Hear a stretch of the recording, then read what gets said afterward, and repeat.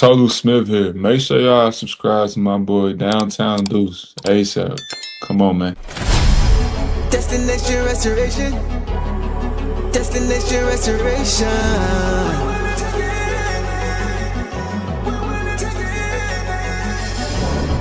Destination restoration.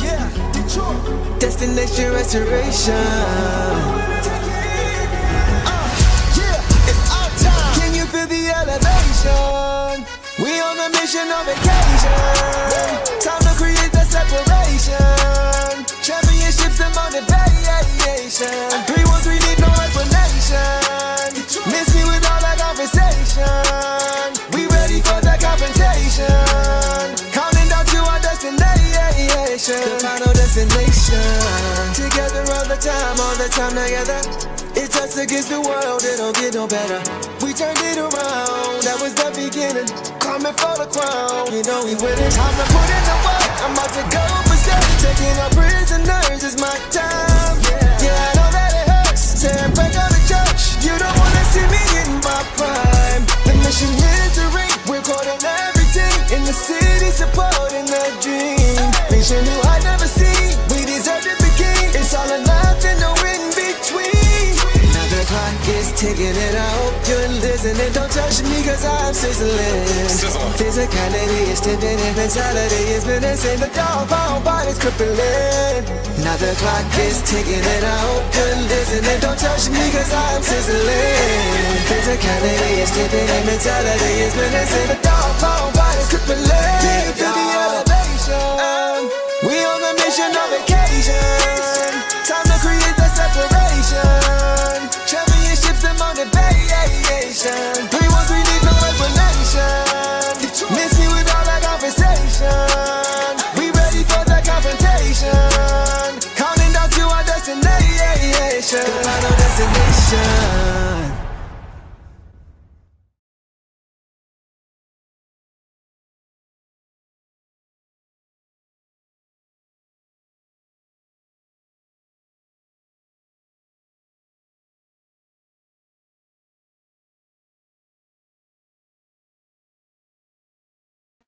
There we go. Maybe y'all can hear me. Can y'all hear me now? Here we go. Let's try it again.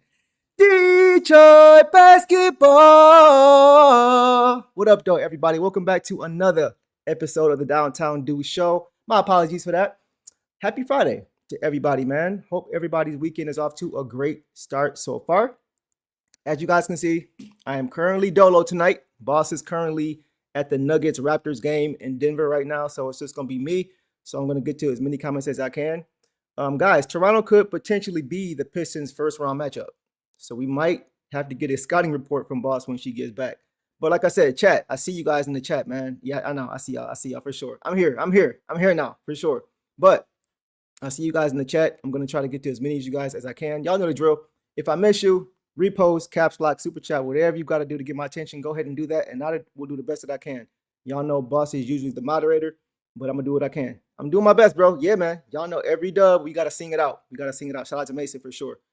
Pistons won again. Shout out to G-Mac Cash. Great win, man. Good win. Wasn't perfect, but we got it done. So if you guys did not catch this game, the Pistons tonight, they hosted the Golden State Warriors, and they pick up their third win in a row, beating them 115-101 to improve to 51-19 on the regular season. Guys, 51-19.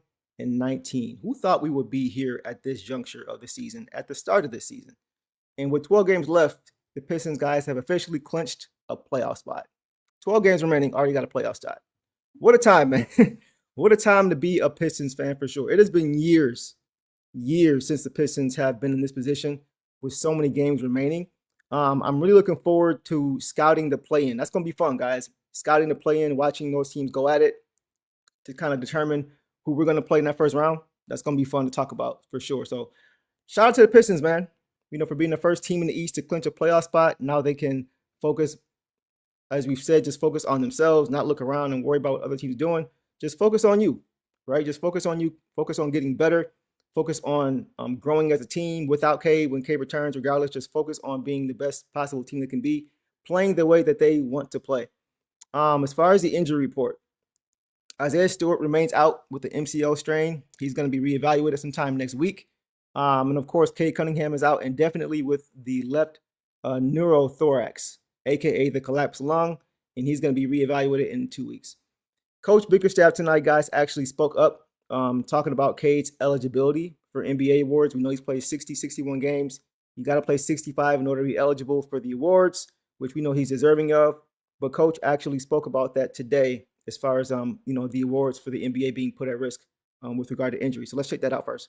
I understand the intent of the rule, but the execution part of it is difficult to understand.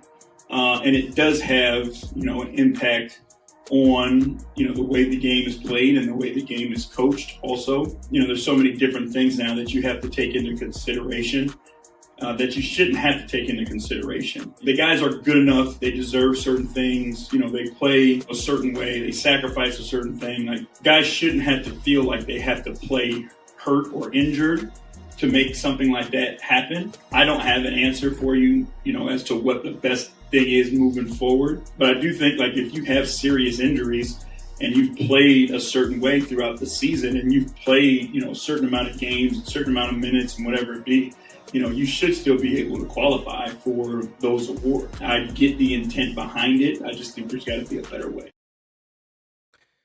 I feel on that too, man, because it's like, it's hard to find a sweet spot. They're trying to find a sweet spot. Now, I appreciate the NBA trying to encourage players to play more, because there are a lot of times, especially for fans' sake, it's a lot of times fans get to go to one game a year because their favorite player is going to be in town. And if there's low management coming into play, that ruins their, ruins their night, ruins their week, right?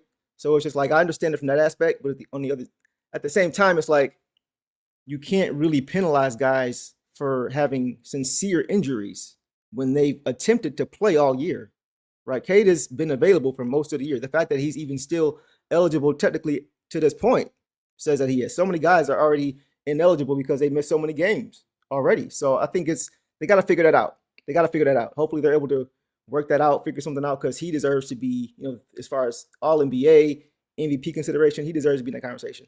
He's been available, he's been playing hard, and he's leading his team to, the best record in the East. So I think they got to figure something out with that, because it's just not fair to guys who really have been available and have played. And because they go down because of an injury that they didn't really, it's not like it's a fake injury. He's really hurt. Then it's like, you got to make it, in my opinion, you got to make certain exceptions for that. But we'll see how that plays out. But moving on from that, Marcus Sasser, guys, was also out for this game. He had a right hip soreness.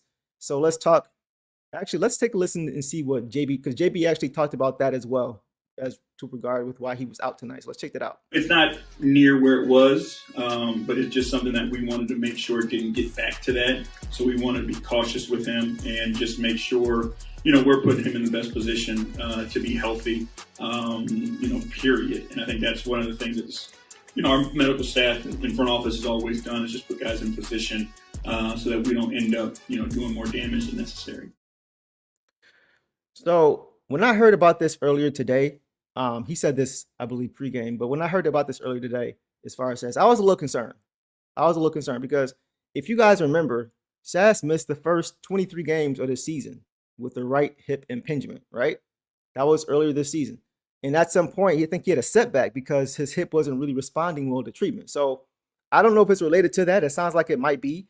I don't know if it's chronic. I don't know anything about that. But I do know that he's worked really hard to get back healthy and to be available, right? So I'm just hoping for his sake that it's not chronic. It's not anything that's going to be lingering or nagging, because he already missed a small portion of the season, the first quarter of the season, not being available because of that. So, and he really worked his way to try to get back onto the court. So, it's unfortunate for him. I hope it's not anything serious, but I do like that they're just being careful with him. I do have my eye on that for sure, though. And then also, guys, Kevin Huerter was also held out tonight with a right shoulder contusion. And that's unfortunate for him because he was coming off, in my opinion, his best game as a Detroit Piston. And he was really starting to find his rhythm. You saw the last game. You saw the last few games. Just as he's had more reps and opportunity and get more comfortable with his teammates and learning how to play with these guys, we see him getting better and better. So I hope that he's not out long. I hope that doesn't disrupt his rhythm, because we could really use some of what he's bringing come playoff time. And as far as the Warriors on their side, they were missing Steph Curry, Jimmy Butler, Moses Moody, Al Horford, Quentin Post, and Seth Curry, who I didn't even know was playing for the Warriors. But they're missing all those guys tonight. So this was definitely an opportunity for the Pistons to, once again, they've had some breaks as of late with their schedule, with teams they played and who's been available in those games. So it's another opportunity to stack another dub, and they did that. So the Pistons starters tonight was Daniss Jenkins, Duncan Robinson, Thompson, Tobias Harris, and Jalen Duren. And I think that is going to be the starting five for the next couple of weeks while Cade is out until he returns. So before we get into anything else, I want to get into some super chats and check out some of these comments. Alan Graham, what up, though, Alan? Alan says, Deuce boss, is it a bit presumptuous for me to say that the Pistons have somewhat adjusted to Cade's loss in creating greater ball movement and shot creation? It's almost as if they are becoming less Cade dependent. Thoughts? I agree for sure. It's not presumptuous at all to say that, because that's going to be the recipe if they're going to be successful while he's out, because no one individual guy is going to be able to replace what he brings. I mean, that's any team. No one player is going to be able to replace an MVP candidate, right? Regardless of who the team is. Even with, the Thunder, who probably one of the deepest teams in the league. If Shea goes down, they're going to feel it, but they're going to have to, by committee, get it done. So same thing with Detroit. Same thing with the Pistons. They have to get it done by committee. They understand that. Of course, it always starts with what? It always starts with their defense. Always. They lead with that, and that's how they're able to get out in transition and score and not allow the other team's defense to get set, not have to be in the half court as much, all those things. So I definitely think they're going to have to get it done. First of all, Alan, with their defense, and then second of all, just everybody just kind of sharing the wealth, spreading the ball around, player movement, ball movement, and just kind of collectively picking up the slack that Cade left behind with this injury. So I totally agree with you there, bro. And I think that may pay dividends for this team when he does return, because they'll be more equipped to handle a bigger load if they have to in spots. Let's get to Damadavi. What up, dog, bro? Dominic says, I'm trying to figure out why all of a sudden, with the dominance Duren has been showing, some fans are hesitant to pay the man. He's 22 and only going to continue to get better. He's earned a payday, but good bounce back by DJ. For sure. So first things first, yeah, JD is going to get the bag, bro. Like, I don't see how you don't at this point, especially with what he's showing. I'm going to get to that later, but what he's showing right now, in the absence of Cade, which is he's also shown at other times this season when the guys have not been available, that, he can kind of put the team on his back. So with him being only 22, there's no way you don't pay that guy. And unfortunately, there are going to be teams out there who are going to be trying to get him to come to their squad. Like, I think about the Lakers, who tried to get him last year, and Trajan said no, right? They're probably going to be throwing guys like that in the bag. I'm sure the Lakers would love to have a guy like JD as opposed to a guy like DeAndre Ayton, right? I mean, it's funny because there were conversations when, I think before JD even got here, or not long after he was here, when he was drafted, there was conversations about, should we go and get DeAndre Ayton when we had Jalen Duren? The same way we had conversations last year about, should we go and get a guy like Nikola Vucevic or Nick Claxton when we had Jalen Duren?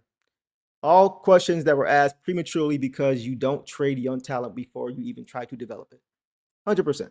So with what he's shown at this age already, the dominance he's shown at this age already, it's crazy. It's crazy. Imagine him in 2-3 years. I'm locking him up. He's going to demand a heavy bag, right? But you got to pay it. You got to pay it because you've already invested so much into it.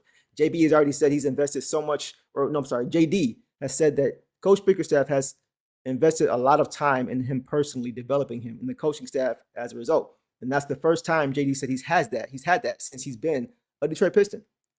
And he's had 3 coaches, right? So it just goes to show that when you invest in something, which is the plan all year long, that's exactly what Trajan Langdon said he wanted to do, was to evaluate this young talent, develop them properly, give them time to grow, and then see what we have. That's exactly what's happened. They've developed it. They've given it time to see what it is, and now it's showing exactly what it is. So now guess what they're going to do? They're going to keep going with their plan. They're going to make sure that he is a part of this future. He's doing exactly what he said he wanted to do. So, Dom, to answer your question, in my mind, there is no hesitation whatsoever to pay Jalen Duren. At 22 years old, a guy who's already said he wants to play with Cade Cunningham for his entire career, he's already said that. Cade ain't going to let nobody slack. So if anybody's concerned about JD, getting the bag, like they were concerned about Daniss Jenkins getting the bag and falling, that's Cade is not going to allow that. And I think JD, not even saying JD would do that, but Cade is going to be even more of a motivator because they're going to make each other better over their career. And they're going to realize how dominant they can be as a duo. So yeah, I'm definitely not messing that up. We've seen in just a year and a half, 2 years, what these two together can do as the pillars. So if you invest in that and build around that properly, you're going to get your money's worth when it comes to what you have to pay him. So not to go too deep on that, but Dom, I kind of get triggered when I see that because I think that's just doom and gloom mentality, negative mentality. You got to go off what's been shown.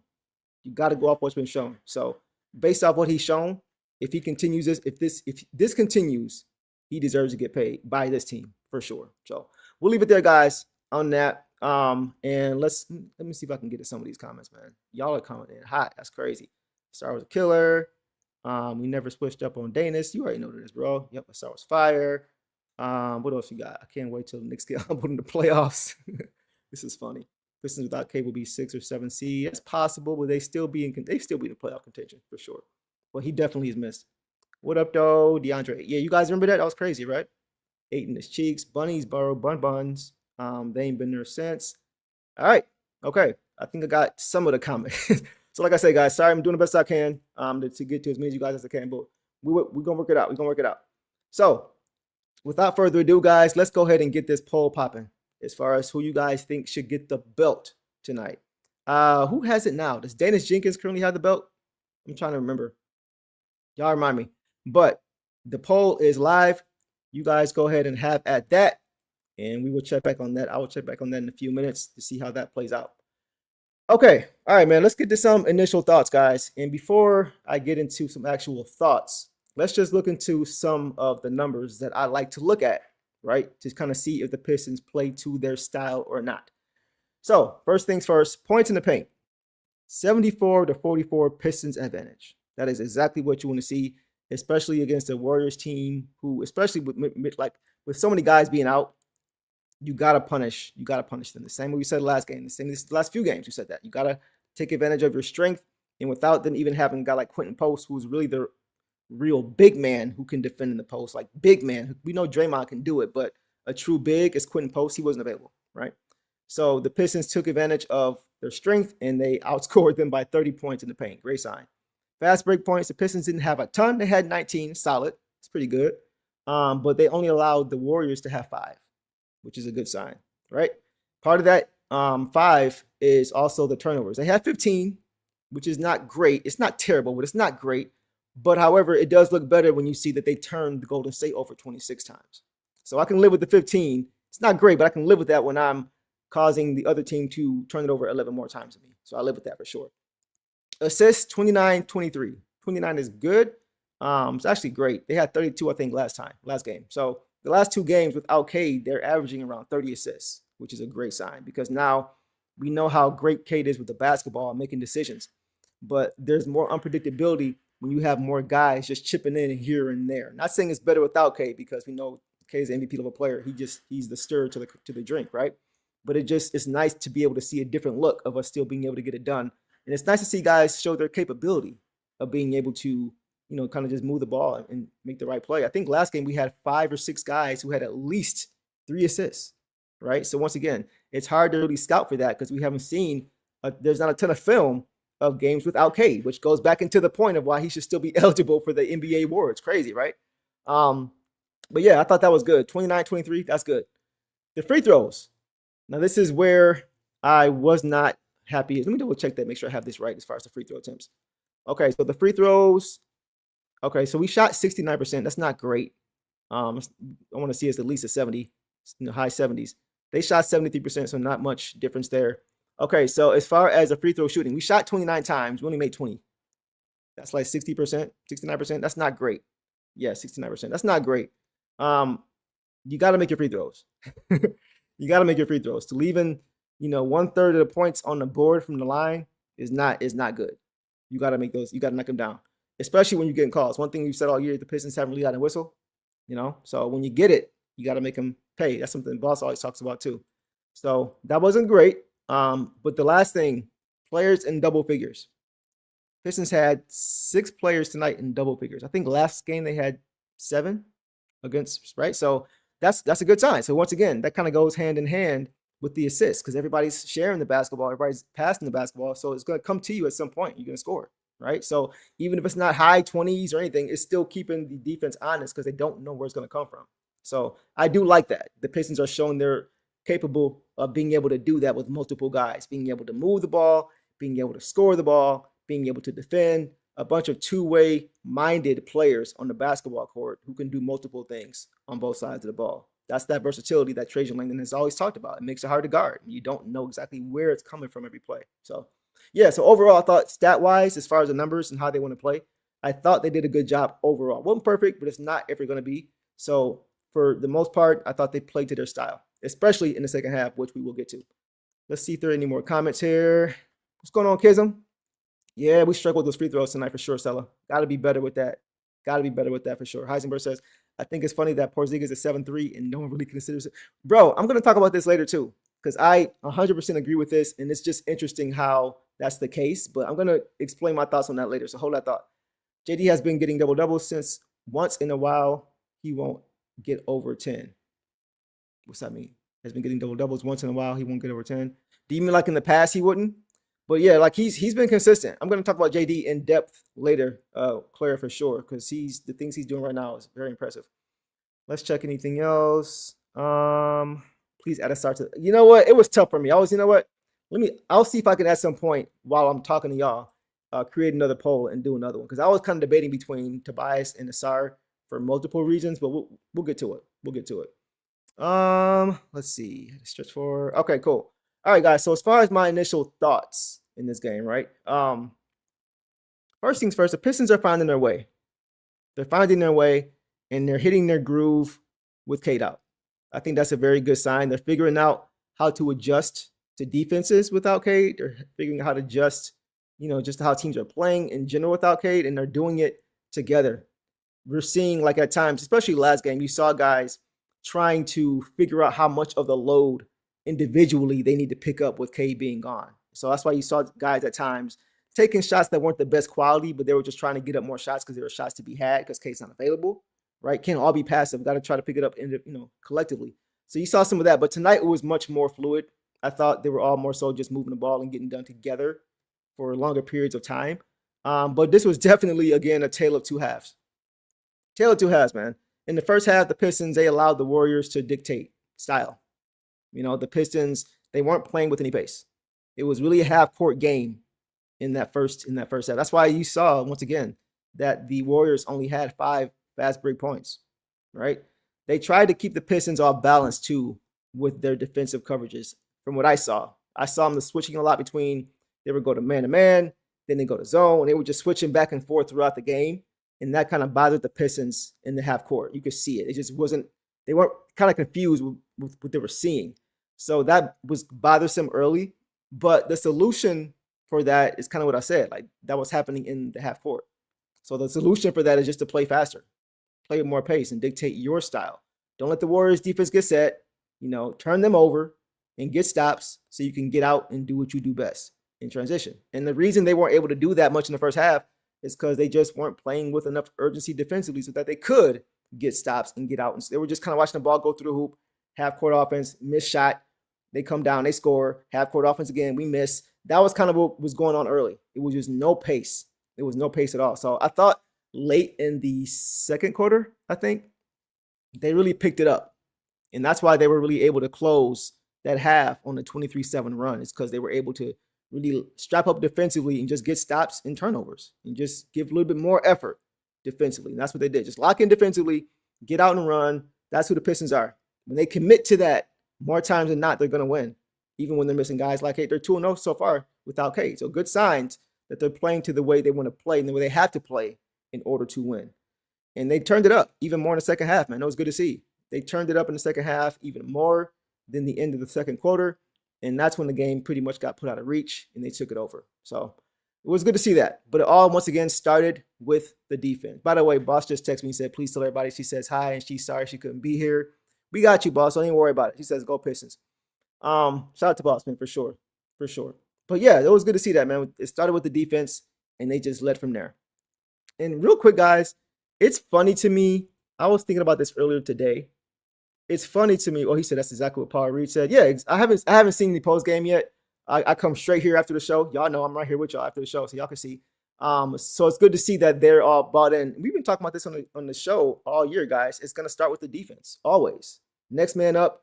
The defense is what's allowed them to have that mentality. Because if they all play that way, they can get it done. They have the personnel. That's the key. They have the personnel to play the way they want to play, right? They're not an old team trying to get out in transition and go hard on defense. That's not who they are, right? They have a young team. They got some veterans, but they have a young team, a bunch of guys who are athletic, spry legs, and a ton of energy and athleticism that are not afraid to commit to playing defense. The Ron Hollands, you saw Thompson, Javonte Greens, even the Cade Cunningham, like everybody is committed to it. But we have the personnel to be able to be great at it. That's why we see teams at times, we'll see them. There's certain teams around the league who like to play the way we play. I think Miami Heat, they're a team that likes to, play defense and get out and run.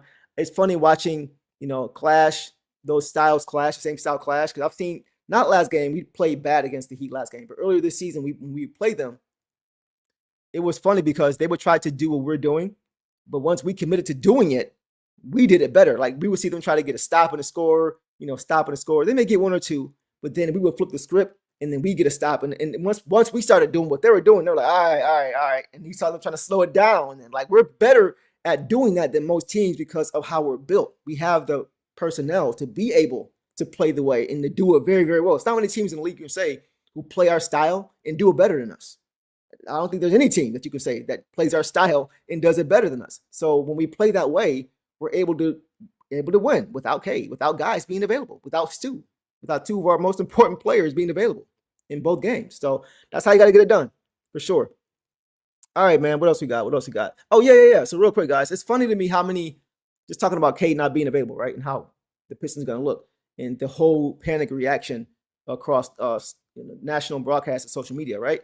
But it's just funny to me how many people, like fans around the league who aren't Pistons fans, still really don't pay attention to the Pistons. Even though they're in first place, even though we've been in first place since the top of the year, pretty much since game 9, when we went 7-2 and never looked back and never let go of first place.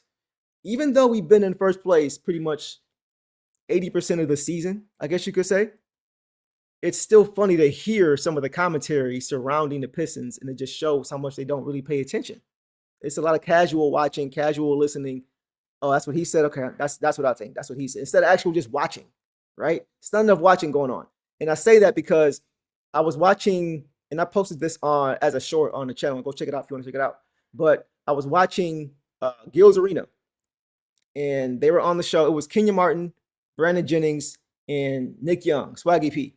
And the question was, how are the Pistons going to fare without having Cade Cunningham over these last 13, now 12 games? How are they going to look? How are they going to fare? Are they going to be to hold on? And Kenya Martin, shout out Kenya Martin.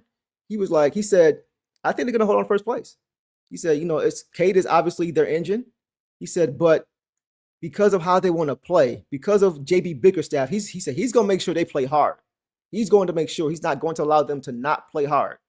If they play hard, they play defense, they have enough guys around them to be able to pick up the slack to hold the fort down. He said, even if it means they go 500 the rest of the way, they're going to play the right way. He said, so I think they hang on. And I respect that. Because that means he's at least paying attention or plugged in to at least what we're doing and how we're doing it, how we've done it all year. But then you hear Nick Young. Yeah, Kmart does respect JB for sure, Rocco. 100%. 100%. Rocco. So I guess you saw it, Rocco, huh? That's hilarious. Yeah, so, but then Nick Young responds and says, they ain't going to win 3 games without Cade. He said the Pistons are not going to win 3 games without Cade. He said, come April 1st, Boston's going to be in first place.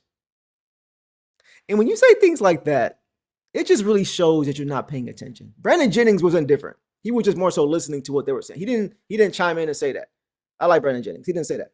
But it was just more so the ignorance of what Nick Young, I don't know if it was a hot take or not, or they had to play both sides. I doubt that because they keep it real for what I see.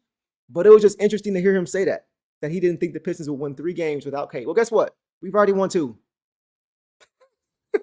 So it's just funny sometimes. Didn't mean to get off topic with that, but it's just funny. I'm reminded at times that a lot of people still don't really watch. A lot of ex-players and players still don't really watch, and they show it because of the things they say and the things they don't say. So, like as we always do, as we always say, DVE, Detroit versus everybody. We're going to continue to prove everybody wrong like we always do, like we always have done when nobody thought we would. That's who we are. We wear it on our sleeve, and it is what it is. But that's funny stuff. So check that out if you want to see it on the actual channel. It's a short. Go check it out. All right, man. So, guys, let's go ahead now and get to some box scores. Let me see if there's any comments here. May come down to the wire. They already 1-2 without Cade. Luka, upkeep, Doncic. Y'all are funny. Gil and Nick are my anti any LA team. That's a fact. That's a good point. That's fair. It's funny because Gil didn't even play there, which is funny.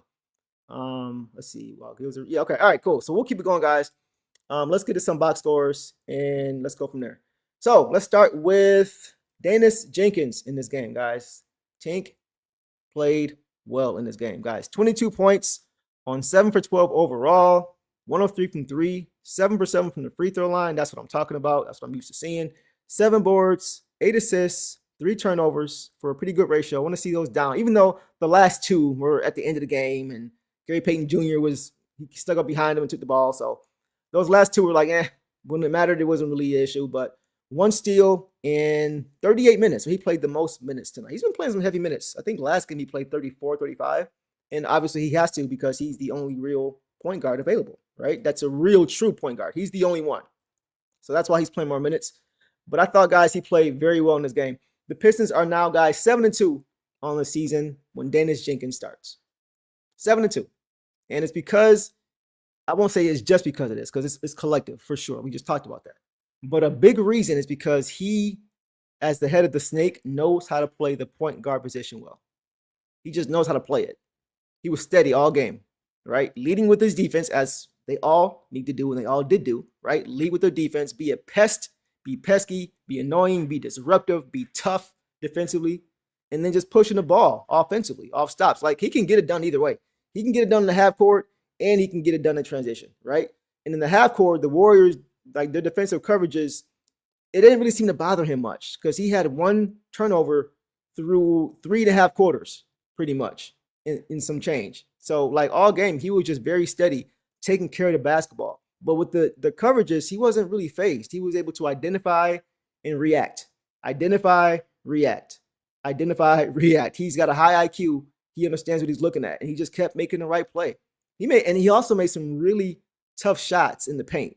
Like, I think on one shot, Porzingis was like draped all over him at the rim, and he did a good job of just getting it up and knocking it down. But overall, he did a good job of just balancing his scoring with his own scoring with his playmaking. He did a good job balancing that, as he always does.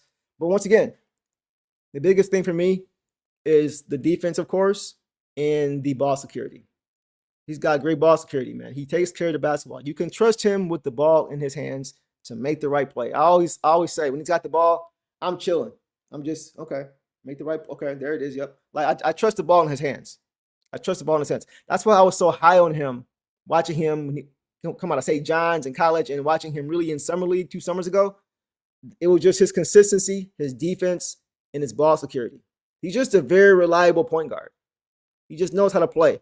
And I hope, once again, he's putting to rest all the talk about, well, he checked out once he got paid, or all these different things that don't even make sense, because it's a player option, or it's a team option after this season. So if he didn't play well, they don't have to guarantee him next year. So that doesn't make sense. That narrative doesn't make sense. But it's just, I'm hoping that he's quieting all the noise. He had a bad stretch. He had a bad stretch of games. But guess what? The team had a bad stretch. We lost 4 straight for a reason. It wasn't just one guy. The same way we're not winning because of one guy. Right now, we didn't lose because of one guy. It was collectively. It was all collectively. So once again, he had a bad stretch. He bounced back, and now he's looking like Daniss Jenkins again. And it's just nice to see, once again, with Cade out, he's unfazed. You know, he's kind of like it's kind of like I'm trying to think of a good example of him, but we talked about Ish Smith, who was an ex-Piston who was here, right? And I loved Ish Smith's game. I love how he took care of the basketball. I love how he was able to push the ball up court, all those things. Wasn't quite the shooter. I know Daniss isn't shooting it well, but Ish Smith was not known for his 3-ball at all. But he does a lot of those same things. We talked about how Daniss is the first point guard, the last point guard since Ish Smith, to put up 15 assists, to rack up 15 assists off the bench. And I think he had 2 turnovers that game as well. So once again, he just gets it done. He gets it done. You can trust him. So once again, a great game from DJ.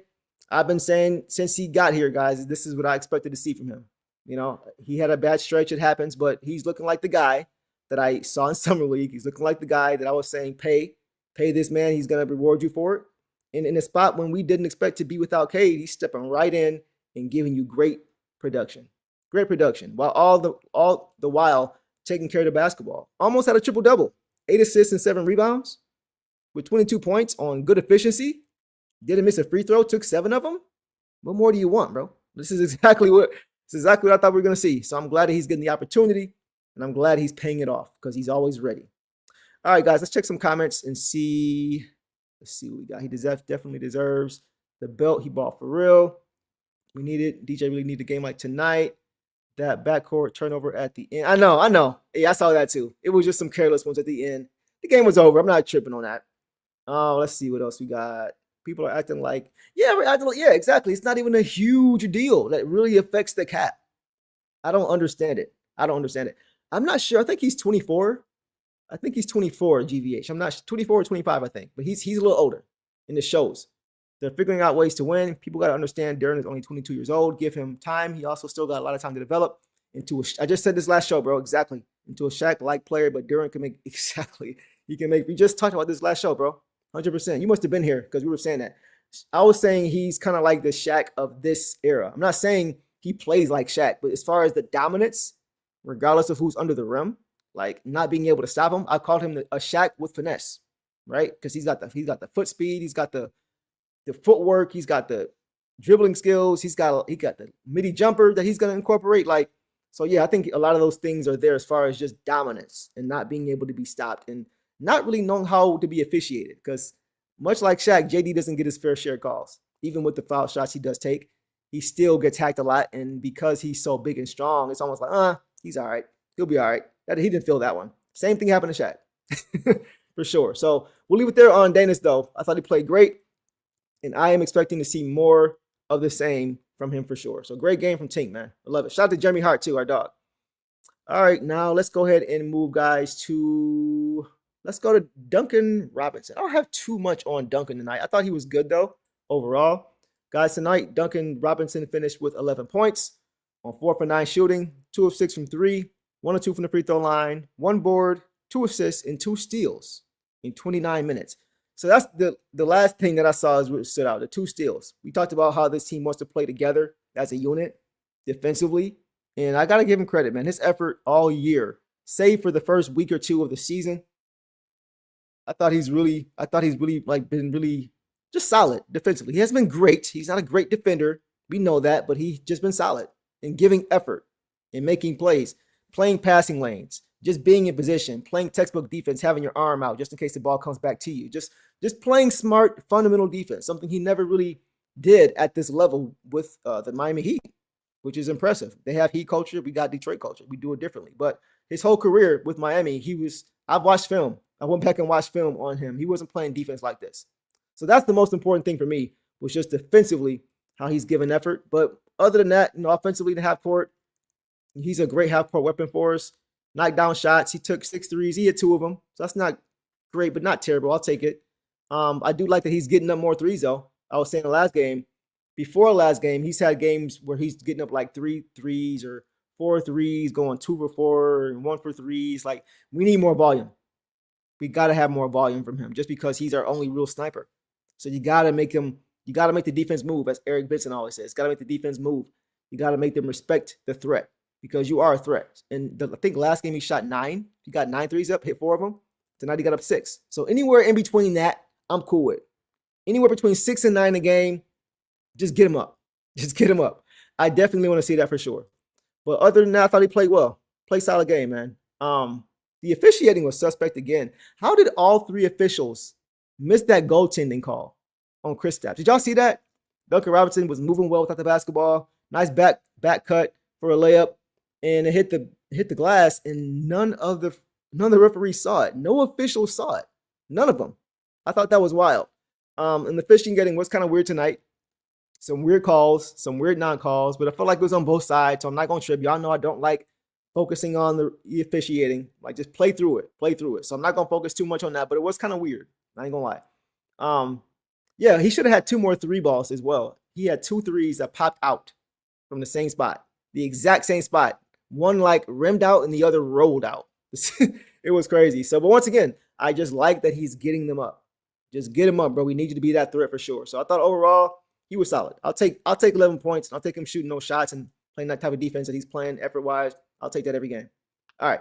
Before we go, guys, to Asar Thompson, let's now go to another super chat. Our boy Dom coming back around. Dom says, random, but it seems like every team's depth has 2 to 3 guys that were second rounders, undrafted, 4-year college players that are dead-eye shooters or were flat-out scorers. Over like the last 25 years, do we never seem to have many? As far as shooters from the second round, that's a great question. The only one that comes to mind for me right now is Chaz Lanier. But I do know that the Thunder are great at that. Sam Presti he always seems to just find guys who can just shoot the ball, who can just score. Isaiah Joe of the world. Jared McCain, who we just acquired. So that's a great question. I'm gonna do some homework on that, bro. That's a great question for sure. But I do like the direction we're going. I know we don't have snipers right now, but I do like that we're getting quality guys on this team. Like you look around, guys like Tolu Smith and guys like Daniss Jenkins that we're adding to this team. I like that. And we got some guys, even guys like Isaac Jones, who's shown some promise. So I do like the direction we're going. We could use some more shooting, but can't have everything. But I do like the direction we're going, bro. So good question. I'm going to do some research on that though, and I will have that for you next show, bro. So appreciate that question for sure. Good question. All right, man, guys, let's go to Asar Tasmanian, backbone of the defense, Thompson. This guy, man, I've been calling him that for a while, but guy, he is truly Tasmanian Thompson. He's just chaos all over the court, man. So guys, tonight Tasmanian Thompson finished with only 8 points, but he shot 4 for 9 from the field. He misses only 3 balls. He shot it confidently, just didn't make it. 0 for 2 from the line. I need you to hit at least one of those, though. At least one. You got to give me one. 3 boards, 4 assists, 5 turnovers. Wow, he had 5 turnovers? Wow, he must have had it. Okay, and then 7 steals. Guys, Tasmanian Thompson. This is why I call him Tasmanian Thompson. This is exactly why. It's just chaos. Sometimes it's organized, sometimes it's not. Sometimes it depends on the half. But he also had a block to go with it. So let me run it back. So 4 for 9 with 8 points, 4 for 9, 0 for 1 from 3, 0 for 2 from the line, 3 boards, 4 assists, 5 turnovers, and 7 steals. It's like with each stat I read, it's like, it's just so up and down with him sometimes. But I did like what I saw in the second half. The first half was 1-2 forget. Man, that was a stinker of a half for Asar Thompson. He could not get anything going. He was completely out of sync. Just dribbling the ball off his feet, thinking about absolutely everything that he was doing, just not playing free. At first, it did not look like it was going to go the way it was going to go in the second half based off the first half. He really struggled in that first half, but he turned it all the way up in the second half, and it was crazy. Second half, he was insane. In the third quarter, his defense fueled his offense, for sure. He made some big defensive plays to help his confidence offensively. And he had another monster block at the rim. Second game in a row where he's had a monster block off the glass, I think. And he had a ton of takeaways. Seven steals. I think that's a career high for him. Like that's just insanity. That's insanity. Heisenberg said he was an octopus out there. Yeah, it seemed like he had like 4 or 8 hands, bro. 8 arms. It was insane. He wasn't real. See some more comments. He gets the belt for sure. Yeah, I probably should have threw him on the pole. I ain't gonna lie. That was my fault, AT. I should have threw you up there.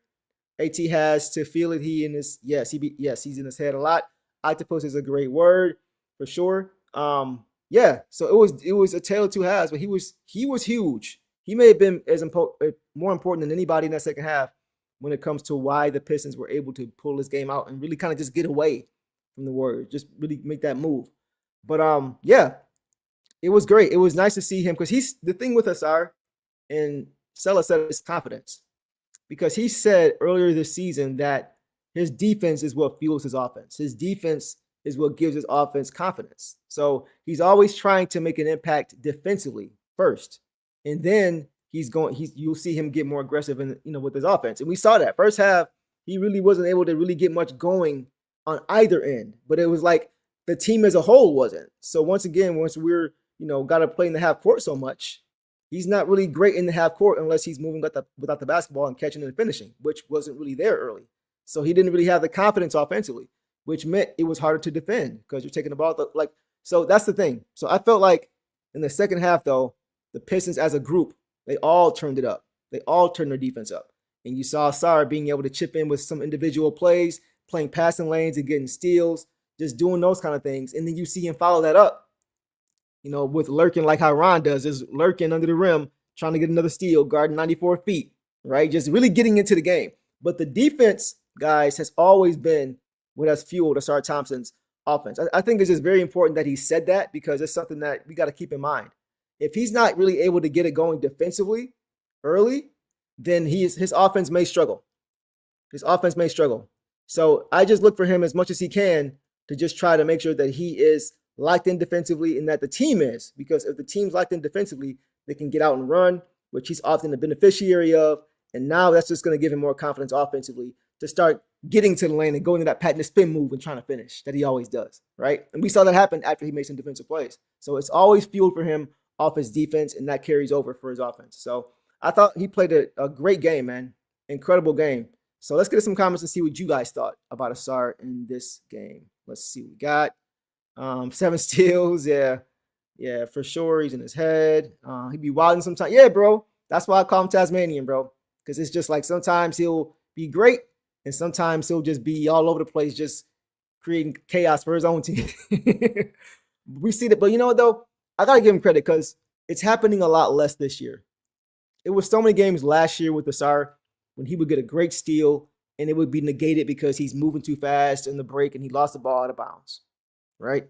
That's not really happening as much this year to where it's just so high and low. Before he got hurt, he was playing pretty consistently on both sides as far as to what we could expect from him. Offensively, he was really kind of finding his groove and just finding his spots and getting comfortable and finding ways to be effective consistently. But then defensively, he was just as locked in. He was playing probably, I don't know if I'll say the highest, but that was probably that stretch like before he got hurt. Those few, I would say going back to maybe January, like late January till when he got hurt. I think that's one of the best stretches I've seen him play on both sides as far as just two-way basketball, right? Not just being a great defender and not just being occasionally an offensive impact player, but finding ways to do it on both sides consistently. I felt like the last 2 months before he got hurt was probably the best I've seen him on both sides of the ball, where it's like, okay, he's giving us something on both sides. It's not like, do I got to pull him because he's not able to give me anything offensively. Now we're playing 4-on-5.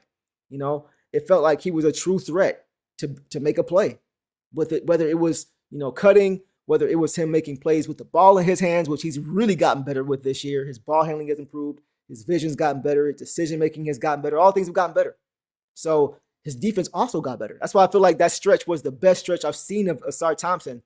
So I'm not gonna sweat the stretches now that he has where he's not playing well early, because this is, I think, game 4 of him being back. I think once he works his way back, he's going to get back to that player we saw back in January, starting from January on up until his injury. If he becomes that, it's going to make us that much more unpredictable offensively and tougher to score on defensively for sure. So he played great. All right, guys, let's go ahead and keep it pushing. Let's go now to Uncle T, Tobias Harris in this game, guys. Tobias Harris finished with, 13 points on 6 for 10 shooting, 1 of 1 from 3, 6 boards, 5 assists, 1 turnover, and 1 steal in 25 minutes. So the first thing that jumps out to me is the 5 assists and 1 turnover from Tobias. That's great. But here's the thing.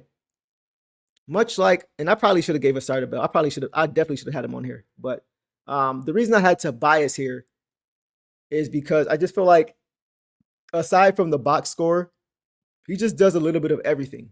Whenever guys are out, whenever guys are missing, like for example with Cade, he's out, right? Tobias is shouldering a lot more of the offensive load. Not even just scoring, but just decision-making, playmaking, ball handling, calling out play. Like he's just taking on more responsibility. Maybe even more than anybody else. But he's taking on more responsibility and shouldering that load. And you gotta think like Cade's absence, it opens up a lot more shots. We talked about that. And Tobias Harris has to be one of the guys who's more assertive, just looking for his offense. Unless we're getting out in transition and scoring, at a high clip, if we're relegated to the half court, I'm looking for Tobias Harris first. I'm looking for Duncan Robinson. I'm looking for Tobias Harris. And I just feel like he's making plays for others with the ball in his hands too. And that's also something that Cade is kind of left behind with him getting hurt. Cade does a lot for this team. His rebounding, his playmaking, his scoring, his defense. He just does a lot of different things for you. And that's just on the court. But I think Tobias is really picking up a lot of that slack offensively, just as far as responsibility. And then defensively too, though. I got to give him credit, man. We talked about it last show. But Tobias he's been pretty good on the glass, man. I think last game he had 9 boards? And tonight he had 6? And that's kind of been the case all year. Whenever he has had to step up and take on a bigger role because a guy is out, because JD's hurt, or because whoever's missing, he's always stepped up his rebounding, especially when JD's not playing or when Stu is not playing, or he always seems to up, like instead of getting 4 or 5 boards, he's at 8 or 9. I see it consistently. Even guys, when he first got here last year, at the start of last season, before his shooting came around, because he wasn't shooting the ball, his offense came around eventually when he first got here. But one thing that was constant with him was his rebounding. He would have some games more boards than points. He have 9, 10 rebounds and 6, 7 points sometimes, and people were concerned, right? But the point is that he's always brought the rebounding. He's always played hard and tried to crash the glass. He does leave some to be desired because he's 6'8". He's just not a true big. But just the effort that he commits to it when we need it has been important. So he's been really good on the glass, man. His rebounds are up. He's boxing out much better. He's also helping the helper a lot more than I saw at the beginning of the season. It was so many times early this year in the season, and it wasn't just Tobias, but I would see Stu or JD, more so Stu, challenging a shot at the rim and nobody boxing out Stu's guy. And it would be so many times Stu's guy, because he's not boxed out by Tobias or whoever, would go and get a putback dunk and Stu would be ticked off, right? I'm seeing him. I've been watching that with Tobias more and more. I'm seeing him help the helper. When JD tonight went up for a shot to contest, when there was penetration, you saw Tobias finding a body immediately or getting up on the glass and tapping it away from JD's guy. Just helping the helper, just helping clean the glass up. And I think he's done a really good job. He deserves more credit for that. You don't always get, credit for that. You don't always get, it's not a box score thing. You don't always see it, but it's just something that does encourage defense, because he's helping to finish possessions with his defense and not allowing a bunch of offensive boards and second chance points. Like, he's just doing a great job individually and collectively on the glass. And he did a good job guarding Kristaps too. Like, you gotta think, Kristaps Porzingis is 7'3". He's 7'3". Tobias is 6'8", and Tobias was primarily covering him this game. And he did a really good job of just being physical with him. They all did. But Tobias Harris, he wasn't biting on pump fakes in the post. He was just playing straight up. He was not getting knocked off his spot. Wherever Kristaps caught the ball was where he ended up shooting the ball, because Tobias wasn't giving up any ground. And I thought that was very, very important to just play big. He did a good job of that. He kind of negated, it wasn't just him, but him and JD kind of negated and took Kristaps out of the game, like literally and figuratively, which we'll get to later. But I thought Tobias on both sides, man, was just a Swiss Army knife, just doing a lot of things to help this team win. And that's great to see from Tobias. So good game from him. Once again, that's why I had him on the poll, because he was just able to do so many little things that don't show up, and he deserves credit for that, because he's a finesse player. He's a naturally finesse player. Like, you guys have called him what? Carmelo Light, right? We know Carmelo wasn't a great defender. He wasn't always a willing defender. And that was part of the problem sometimes with him. But with Tobias, that same kind of mold, same kind of build, to see him later in his career, mind you, committing to doing the dirty work, that says a lot about his mentality, and that rubs off on the young guys. So that's why I think he was so important in this game. So let's see what you guys think about that. See if you guys have any comments on that. If not, we'll go to JD. We love Uncle T. Yes, we do. KP73, extra soft tissue. That rhymed. That's funny. He's decisive and confident. Yeah, exactly. He's a vet. He knows what to do. He's been in so many different situations. He knows what it is. Tobias hit a 3. Tobias Harris over me. Tobias Harris hit a 3. That's hilarious. If we drafted Melo, then we would have been. That's possible. I'm not. Listen, I love Carmelo. I ain't gonna hate. I liked him a lot, bro. I'm not going down that road today about the draft. We'll talk about that another day, bro, because that's gonna take all of the show. So, but I agree. I think had that happened, he would have bought in, because all the vets that were here. Yeah, I agree. But then it's like Tayshaun, like, the things that he did for this team defensively, like I ain't gonna do it. See, you trying to draw me in, bro. I ain't doing it tonight, man. We'll have another day. We'll talk about that off day. All right, let's keep going, man. Y'all think y'all slick, bro. All right, let's move on, guys. Now to JD. Okay, Jalen Duren, guys, in this game finished with 23 points on 8 for 12 shooting, 7 for 9 from the free throw line, 6 boards, 1 assist, 2 turnovers, and a steal in 21 minutes. This is the third or fourth straight game I can remember now where JD has not just shot a crazy percentage from the field, because he's been doing that all year. I think he's shooting like 70% in the year, something crazy. But where he's had a Paul Reed kind of game, where he has more points than minutes. 23 points in 21 minutes is just madness. It's madness. And once again, he's doing it without Cade being available. So for everybody who said that he can only score out of the pick and roll, or, Cade is the only guy who can go get his own shot, well, now JD is showing, with the help still of a Daniss Jenkins to set him up, right? But there are oftentimes, when he's just going and getting it by himself, when they're just dumping it down because he's deciding, I'm bigger than y'all, I'm stronger than y'all, and y'all are food. That takes a mindset, because you're getting slapped across the wrist and the shoulder and the back and all these different things over and over again, right? But he's still committing to doing it. So I hope this is going to silence some of those naysayers, because the way he's playing right now. So look, here's the thing. JD isn't the tallest guy in the world, right? He's 6'10". But most nights he has a strength advantage. Strength advantage for sure. It seems and feels like he is bigger than 6'10", right? Because of how he plays. He plays so much bigger than 6'10" because he's so big and strong and physical. That's what makes it hard. That's what makes it hard for guys to defend him. Even a guy like a 7'3" Kristaps, who I think Dom called Kleenex because of how soft he's saying that he is, right? But so real quick. So last game, when the Pistons played the Warriors last time, Kristaps wasn't available, but it didn't really make a difference. It's kind of like last game. It's kind of like the Wizards. Last game, the first time Alex Sarr didn't play, JD dominated, right? Last game he did play, JD dominated. Same thing with the Warriors. Last time Kristaps didn't play, JD dominated. Tonight, Kristaps played, JD down. So, and both of those guys are taller than him. Both of those guys are 7 feet at least. But once again, it doesn't matter because JD is 6'10", uses his strength to his advantage. He's stronger than those guys. He can move those guys out the way, man. And they can't. He's either going to get you in foul trouble, or he's going to put you in the rim. Or he's going to pitch a tent under the rim, set up shop, and just dominate, right? So it's crazy. Like, Kristaps wasn't even really noticeable when it came to guarding JD, even though Kristaps is 4 or 5 inches taller than JD. He's not known for his strength, is Kristaps Porzingis. He's known for being a finesse guy. He's tall and athletic. You could probably play him as small forward if you wanted to in some situations, right? But he's just not strong. And his body really can't hold up to that physicality. So the best way to attack him is much how you want to attack Alex Sarr, much how you want to attack a Wemby even, is put your body into him and go into his chest. Take out his wind.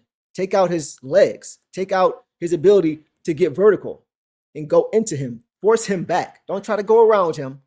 Don't try to go over top of him. Go through him. That's how you do it. And for him to have that physicality and Claire to have the finesse to go with it makes it very hard for him to guard. Because now you don't know what he's going to do when he catches the ball. Is he going to try to go through me? Should I stand my ground? And because you've seen so many times where he actually, when guys try to draw a charge, he goes to the Euro and goes right around them. Because in the previous play, he went through them. So they're trying to draw a charge. So now he knows they're trying to draw a charge because of what he did last time. Oh, finesse, layup, left hand.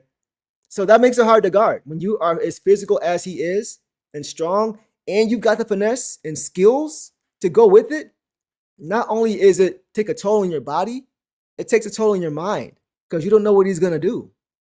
You're bracing like an overbite for him to try to go through you when he goes around you. That's tough. How do you stop that? And he's 22 years old, and people are asking if we should give him the bag. I don't think you guys realize how talented this dude is, man.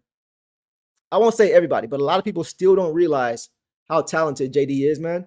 And I think we got to have a real conversation about this because quiet as kept, Jalen Duren, guys, is becoming unstoppable. It's extremely early, but y'all know me. I go off what I see. With Cade out, bro, like JD has turned into He's turned into, for those who have seen Titans, remember the Titans with Denzel Washington.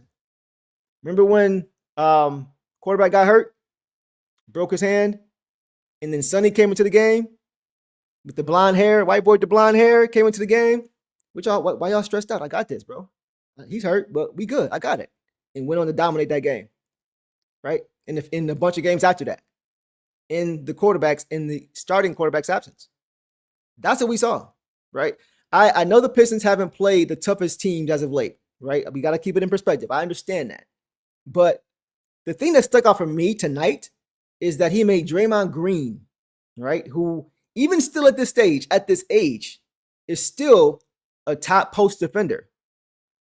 Made him look helpless at times where he couldn't do anything. And Greg Kelser made a great point on a particular play. Shout out Greg Kelser, man. That boy, that man knows basketball. That man, sir, knows basketball.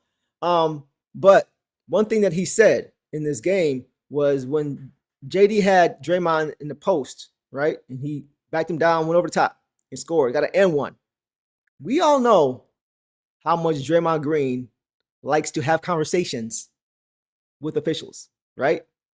Conversations, we'll leave it at that. It's when you see an and one on Draymond Green in the post, and all he does is grab the ball as it comes through and slam it down and look and just look down. That's how you know he knew it was a foul and he couldn't do anything about it. And that's what we saw. When you see Draymond doing that, when you see Draymond looking helpless like that, Draymond's still a great defender, but you can't teach JD's size. You can't teach JD's strength. And we've seen Draymond Green agitate and frustrate guys that are bigger than him. I think about a guy like Şengün, for example, in the playoffs last year. He struggled. Şengün is taller than JD. He's 7 feet, right? But once again, it's about how you play. Şengün is finesse. He's not physical. He's flopping and falling down if you sneeze on him. If you look at him too hard, he'll break his ankle, right? But JD is not built like that. JD's like, unless you're going to foul me or unless you're bigger and stronger than me, you're not going to stop me. So for all of the heart that Draymond Green has, and he's got a ton of it, shout out to Day-Day, right? You can't do anything with JD. You're just not big and strong enough. And that's what it comes down to. That's what it comes down to. So when I saw that one play and Greg Kelser saw it, I said, wow, he can't stop him. And it's interesting because that is exactly what Draymond Green said the last time these two guys played and went head-to-head. It's exactly what he said. He said the difference between Jalen Duren now and Jalen Duren a couple years ago is that he knows how to use his body now. He knows what he has to him. He's always been strong. JD's always been strong. Even when he first came to the league, he wasn't as big as he is now, but he was chiseled. He was strong. Y'all saw that clip of him when he was in middle school? Y'all see, he's always been a man-child. That's never been the issue. It's about understanding how to use his body. And now he understands that. Now that's why Draymond Green can't do anything now. That's why, because JD's figured out all the tricks and the trades. That if you figure these things out, it just comes down to, I'm bigger than you. You can't really do anything. And that's what we saw. That's why Draymond Green said that last post game when the Pistons beat him earlier this year. He said he's figured it out. He said he's never been a bad player. He's always had talent. He said, but now he knows how to use that talent and use his strengths to his advantages. So when Draymond Green's saying that, that's how you know. And once again, you got to give credit to JB Bickerstaff because he helped mold JD into the player that he is now. He helped him understand how to use his body. He helped him understand how to get as close to his ceiling as possible at the old, ripe age of 22 years old, right? So all those things go into it. But once again, that just takes me back to what I was saying, guys. When I see stuff like that from that type of quality defender, smart defender in the Draymond Green, saying things like that and not being able to do anything with JD in the post, says a lot. And more importantly, guys, I won't even say more importantly, but I will say this too. I gotta see it more now. Y'all know me. I gotta see it consistently. I'm just saying I see it. I'm seeing flashes now that this guy eventually could have number one option potential. I want him to stay here and be with K forever. But it's been a long time since we've had two guys on one team or those two positions that were a 1-2 punch that could on any given night be the number one because of how dominant and how skilled they are. But I'm starting to see flashes already. Not saying he's there yet, but at 22 and what he's doing now, I'm seeing flashes of him potentially being able to be that level player. And if you guys remember, before the season started, I said that JD was going to be an all-star this year. And he was. I saw the raw ability. I just knew it had to be crafted. He had too many skills. He was too good. He was too talented. He would have so many flashes where it's like, where in the world did that come from? And you got balance like this, and you got footwork, and you're big and strong, and so when I first saw him in that first summer league game, I didn't watch him in college. I was so exhausted of watching college because I was so tired of being high in the lottery. So I just stopped. But I watched him in summer league. And I saw the first play with him and Jaden Ivey, that lob, and I was like, well, this boy got bunnies. And from there, I just saw more and more flashes and flashes and flashes.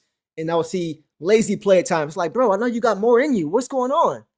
And I just thought, after what I saw him do last year, as far as being a player that by his own account was soft to start the season, you see that frustrating player slowly evolve and get better. The same way JB says he want to see the team get better month over month. I saw JD getting better month over month last year. I saw it, and I knew it was just the beginning. And once I heard him say JB's working with him and has been working with him, I thought coming into this year that he was going to be a player who dramatically improved, and that's exactly what he did. So I'm happy to see it. I think he's just scratching the surface. It's crazy how good this dude can be. I don't think people really realize how good he really can be, but I am as high as I am. I am as high on him now as I've ever been. I really am, and he's just scratching the surface. So JD, keep it up, man. I did not, though, guys, expect to see what I'm seeing from him now. That was on my radar for next year. I thought he was going to be a good all-star player. Like maybe the guy, 9th, 10th guy off the bench, all-star game kind of thing. Just good enough to be there. Good enough to be there. But not one of those guys was like, man, this dude might be best center in the league or something. Like you know what I mean? Or top 3 in the league, whatever. But what he's doing now is way ahead of schedule for me. I saw this next year. I didn't see this year. Not at this level. Not this soon. And now, guys, last thing. He's knocking down his free throws. To start last year, he was shooting 58% early from the line. And for a stretch, not the rest of the season, but for a stretch of, I think, a month and a half, he flipped that 5.8 to 8.5 and was shooting 85%. Net wasn't moving.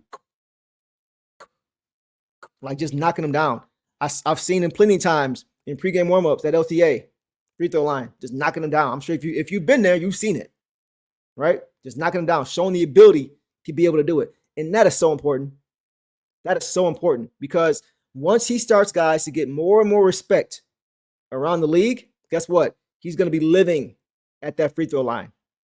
He's going to be living there. We're seeing already now that he's kind of imposing his will and just saying, give me the ball. I got 2 guys. I don't care. Give me the ball. Like now that he's doing that more, and now that he is an all-star, and now that he is getting better and putting up 30-point games and career-high 36-point games and all these different crazy things without Cade, like he's going to get more respect. And he's going to find himself at the line a lot more. And he's knocking him down. 7 for 9 again. I think last game he was 8 for 10. I want to see him get to 80%. I was saying before, I've said, I think maybe last year, that I think he can be an 80% free throw shooter. I've seen him do it. I know he can do it. I think that should be a goal that he strives for. I know that's high for a big man, but he's got touch. It's not like asking who I like, Dwight Howard, to shoot 80%. He just didn't have the natural touch to shoot. Or even Shaq didn't have the natural touch to shoot that consistently. JD's got touch, man. Like I said before, he reminds me a lot of Jermaine O'Neal. As far as just having a full package, being able to do everything as a big man, being able to score. The only thing that's missing is the consistent 15-footer. The touch is there. He can do it. It's not like some guys where, regardless of how many, if you can shoot 700 shots a day, but you're just not going to get that much better. Your ceiling is low when it comes to shooting. It ain't that. Once he continues to do it, he's going to get better. So I think that's the only thing missing. But overall, guys, after all that, my point is that JD, I'm starting that conversation. I'm starting that conversation now. If it doesn't happen, and if it tails the other way, I'll be the first one to do it. Y'all know me. I'll be the first one to call it out. But I do think, and this is this is looking out years. So if you guys even remember, you can remind me.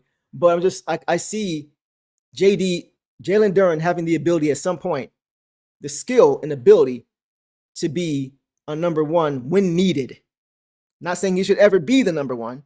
I still think he should be at least right now. I'm okay with him being number 3 and having a number 2 and the number 1.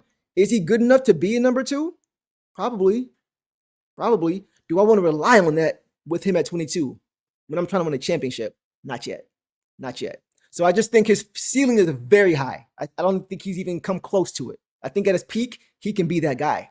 He's not there yet. He shouldn't be there yet. Nobody's there yet at 22, right? But he's showing already at this young age the signs. And that's all I care about for now. So keep it up, bro. Keep it up, man. This dude is going to be a problem. All right, guys, let's go to some reserves, and then we'll call it a night. Let's go to the super chat first. Let's go to Sella. What up, Sella? Sella says, happy Friday. I appreciate the recaps after games and conversations. I appreciate you, Sella.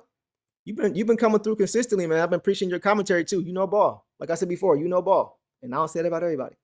Yes, sir. Devin, y'all get the vibe. Let's check some comments real quick. Yes, sir.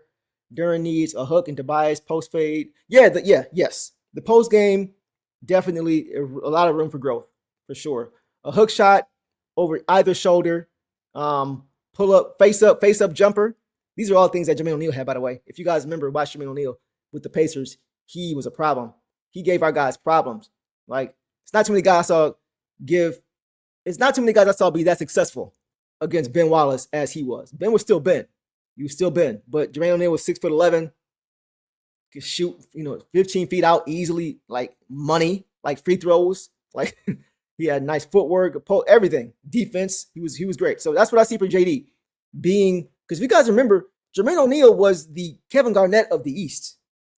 He was that good. It was just that his window was so short. But he was that good of a player. If you guys remember, y'all know what I'm talking about. Anyway, back to JD, right? Because this is what it's about. It's about JD. I think that his post game has got room for work. Once again, 22 years old. That's the scary part. 22 years old, and all this room for growth. Scary, man. Scary. All right, guys, let's keep pushing, man. Let's go to some reserves. All right, let's go Caris LeVert, man. Let's do Caris LeVert. Guys, tonight in this game, Caris LeVert finished with only 5 points. Let me see, 5 points on 2 for 9 shooting, all 3 from 3, 1 of 1 from the line, 2 boards, 5 assists, which is tied for second highest, and 1 turnover. Also 1 steal and 1 block for 2 stocks. Okay, so guys, first of all, what do we always say? My first time really looking at the box scores in depth, right? What I always say is if you're on the court for more than 30 minutes, or 30 plus minutes, 25 plus minutes, and you got single digit points, what else are you doing on the court? You got to be impacting the game in some way, shape, or form in the court if you're not scoring the basketball. That's why guys like Isaiah Stewart and Javonte Green and Ron Holland and all these Paul Reed, that's why to me those guys are so important, because they are what I call the box score deceivers. Look at the box score, you're not really going to be able to tell if you didn't watch the game what they really did, right? The eye test sometimes is important. A lot of things that guys do, like Stu, getting guys to turn their pivot foot over because they're trying to go to the rim. They see Stu coming, and now they changing their mind. It's not a block. It's a turnover because he saw Stu coming and he lost his pivot foot, came off the ground, right? But just those are like box score deceivers. That's what Isaiah Stewart does. That's some of the things Caris LeVert did tonight, right? So when I'm seeing the stocks and things like that, and the things that contribute to forced turnovers, just a good defense and things like that, that's important. And I thought tonight he did some of those things for sure. I was concerned about the ball security. I was concerned about the point guard play after Daniss Jenkins, especially with Sasser out. Even like last game, you saw Sasser playing point guard, and even though I was a little nervous there because he's not a really true point guard, I was okay because at least he can at times just let you get off ball and just give you a little blow here and there. But he played really well. He had 5 assists, no turnovers, Sasser. But without him even available, now all you got to run the point really is Daniss Jenkins and Caris LeVert and SR Thompson at times. But nobody else really you want initiating offense. You can try to get Tobias in the post and those things. But as far as like being a floor general and just leading your team on both sides of the ball, like Daniss Jenkins does, I was concerned about the backup minutes at point guard. And Caris LeVert was solid, man. I was really impressed with what I saw from him in this game. He didn't shoot great. He didn't score a ton of points. What did he have? 5 points, I think I said. Yeah, 5 points in this game. So he didn't shoot. What did he shoot? 2 for 9. He didn't shoot great. But you guys know me. You guys have heard me many times look at box scores, see guys who don't shoot great and still say they had good games. Because you can't always control the shooting. You can't always control that. You can't control your effort defensively. You can't control your decision making.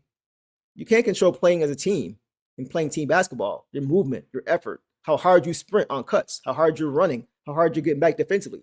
Are you getting back in transition defense? Like, you can do a lot of those things off of effort. So if you're doing those things and you're not shooting the ball well, I'm still cool with you. I'm still good. And so that's why I thought tonight he was solid.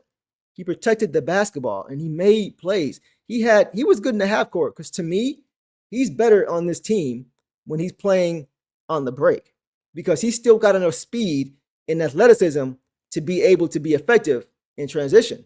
So that's where I want to see him more than anywhere. But, and there's a lot of guys I'll say the same thing about, right?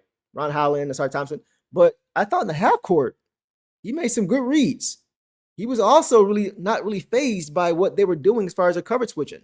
This man-to-man in his own, he was still making good decisions. And that's impressive. One turnover, 5 assists, I'm taking that every time. Every time. It hasn't been too many games that your Caris has had 5 assists and 1 turnover. He's had games where he has had multiple turnovers and not a lot of assists, but not really the other way around. So it's impressive to me, especially with Huerter being out, guys like that. It was just impressive for me to see him step up and be able to shoulder some of the point guard load. That was something we haven't seen too much of. So I had my eye on that. He definitely was impressive for me. And guys, he's looked a lot better the last 3-4 games. It's been a tough go for Caris LeVert. All the nicknames, we just joking around. Y'all just joking around with the Caris LeVert, all that stuff. But he's had a lot. It's been a tough season for him because especially early in the season, he wasn't even available. Right? We always say the best ability is what? We get it. But he was dealing with injuries. And I know a lot of guys, wait, you guys saying am I muted? I'm muted? Or are y'all muted? We hear you? Okay, cool. It's been stretches in the season. We're saying, he's got to be available. It's tough, all these different things. But he's really come along. He's really come along. I got to give him a lot of credit. That's one thing. Kevin Solutions was saying that he's going to be important in the playoffs. And a lot of guys were saying that. Important in the playoffs. I was just afraid that, because I like guys, to me, it's hard to implement guys and expect guys to play well when the playoff starts, when they haven't really been involved in game reps. Practice is different, right? But to me, the in-game reps is really where you get your tune-up in. That's really where you kind of get your rhythm. So for me, that was the biggest thing. Is he going to be available enough to be able to have enough reps to be able to be consistent in the playoffs? Maybe this is that time right now. So I've been impressed. Listen, I've been critical of him when he hasn't played well. I haven't done the nickname thing like y'all do, but I've been critical. He ain't playing well. I'd rather see Kevin Huerter. And I still would probably rather see Kevin Huerter at the backup shooting guard as of right now. But like I said last show, the conversation is still ongoing. I ain't going to do the list is fluid thing. I ain't doing all that. But the conversation is still ongoing. I think he has re-entered that conversation. And not saying it's just going to be one of those two guys every single game. But we all know when you get close to the playoffs, the rotation shortens. And the rotations become more consistent with regard to how you're playing and who's coming in, who's coming out, unless you have things like foul trouble or something like that. But normally, it's pretty uniform, rotation-wise. So that's why I felt at the time, Kevin Huerter, who's been here not nearly as long and looking at least as effective, if not more effective than Caris at certain points. I want to see Caris at this point, or I want to see Kevin at this point. But now, I won't say I've changed my mind, but he's in the conversation if he can keep this up because he is a better defender. He is a better defender, in my opinion. And offensively, I think I will still trust Kevin Huerter more offensively as far as just how he looks with the offense and how he just looks and blends like seamlessly, effortlessly. I would want to see more Kevin Huerter. But if Caris LeVert keeps it up, I think it's an ongoing conversation. I don't think that conversation is done yet. So yeah, it does suck that he wasn't available, bro. That's why I do think it really was because he was dealing with the injury. I didn't even know about it, but it's unfortunate for him because he's playing very, very well. He's probably playing the best he's played since he's been here the last couple games. for sure. I think last game was his best game.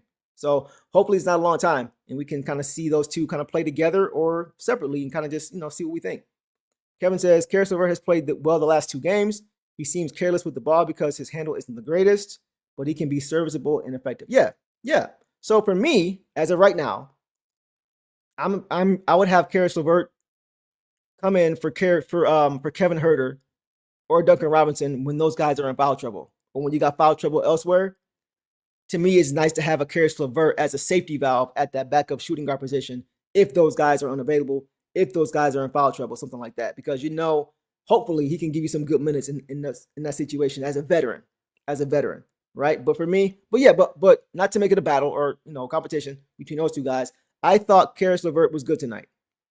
I thought he was really good tonight, just as far as his defense, his ability to push the ball. He's got speed still north and south. He can still get out. He sprints, man. He runs hard. That boy runs hard, man. I love it. So defensively, he's been solid all year. If I'm being fair, he's been solid defensively, pretty good defensively all year. As far as just playing straight up, his rotations have been pretty good. He's turned guys over in the backcourt, and he's getting out and running where I think he's best. So I got to call it like it is. He's playing well. So the book isn't closed. I'm not saying he should get it, but if he keeps it up, it's a conversation. So I just want to continue to see more. These last 12 games, I'm going to have my eye on Caris LeVert for sure. So in a good way. So we'll leave it there on him, guys. Dom says he's not turning it over and being decisive with the ball and not over dribbling. He'll be exactly. That's the key. And I think reps have just helped with that, bro. Just figuring out how to find his way. Okay. All right, guys, let's keep pushing, man. Let's move it on along. Let's go on now, guys, to Ron Holland. Lil Ron, guys. Dog Pound Jr. in this game finished with 11 points on 5 or 6 shooting, all 1 from 3, 1 or 2 from the line, 1 board, 1 turnover, a steal and a block for 2 stocks. Let's go, Ron. In 21 minutes. 5 or 6 from the field, man. That's efficient. That's what I'm talking about, Ron. Once again, playing at his best, playing in the areas where he is best. So, instant energy for me in this game. Like it always is. Like Ron Holland comes to the game and you just feel like the electromagnetic field just changes when he's in the game. It's weird. Like you just feel his energy through the screen, right? Immediate impact in this game. The way to get this game was being played, and that's the thing. I think that Ron Holland was also a big reason as to why the game script flipped. Because in that first quarter, it was no pace. It was just half court offense. Pistons running. Now they can't come down and score. Not really great in the half court. Here comes the Warriors coming down. They're scoring, and now it wasn't great. It was no pace.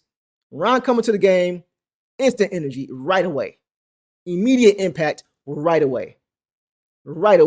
He came into the game and immediately I think he got a steal, got a rebound, got in the break, finished at the rim immediately. First 2 minutes of the game, just making plays right away. And then the next play defensively, he swats the ball out of bounds. No foul. So he was a big reason as to why the intensity shifted. It was Ron Holland. He came that's the beauty of having guys like him. We always talk about personnel. Like he is built to be a good defender. And not only that, he's fast north and south, but he wants to do that. He's not a guy you got to motivate or convince. Hey man, if you play defense, I'm gonna get you the ball on it. You ain't gotta do that with him. He wants to play defense. He wants to shut the other guy down. He embraces that role for this team. You can't ask for nothing more than that in a young guy, especially a young guy. Crash Out Ron may have to be the nickname, bro. Crash Out Ron. I'm gonna have to retire Crash Out Ron. Ronnie Hustle. I like Ronnie Hustle. I think Greg Hustle gave him that. Ronnie Hustle. That may be the one. But Heisenberg, I agree. Standard Ronnie Hustle performance. He's a walking can of Red Bull. 5-hour energy. Ain't that what y'all call him? 5-hour energy. But yeah, his energy, man, is contagious. A lot of these guys in this team, their energy is contagious. It's it just makes you want to play harder because you see how hard they're going. And you don't want to leave your brother hanging. Right? So guys like Javonte Green, Sark Thompson, Paul Reed, those guys, they just bring energy. They're just contagious with their energy. And I thought Ron really helped shift the game and give us that lead back in the second quarter. That 23-7 run that we had? That was built in part because of Ron Holland and just his energy. So, yeah, another box score deceiver. Another guy where it's tonight his numbers look good. 11 points in 21 minutes, 5 or 6 from the field. That's good. But there's so many games where he just does so many things that don't show up. but they encourage the style of play the Pistons want to play. So that's why I love his game. I'm seldom critical of Ron Holland because, once again, I don't judge you on the shooting. I don't judge you on the things you can't control. I judge you based on how you play your role to your ability. If you're underperforming and not playing to your role, going off script, not playing team ball, I got an issue. But if you're doing everything and your shot's not falling, I don't have an issue. You're controlling what you can control. And that's what he does. So good game again from Ron. Yeah, exactly, Dom. I think that was on Santos. Santos is a good player. Guy Santos, he's a good player. Ron said, give me that. He said, give me that. All right, guys, let's keep going, man. Let's go now to, let's go to Javonte Savage. Can you woo Green in this game, guys? Chris, I see you. I need your customary Savage woo statement, bro, for coach. I need it. Guys, tonight in this game, Javonte Green finished with 5 points on 2 for 3 shooting, 1 or 2 from 3, 3 boards, and that's it in 20 minutes. So once again, it's the same script. It's like, I feel like it's deja vu with him, man. With a lot of these guys, it feels like deja vu, the things that I say about them. And it's just because they play the same way every game. Ron, like all these guys, they bought in. They just bought into the role. I don't care how many points he scored. Is he encouraging our style of play? Is he hurting us on the basketball court?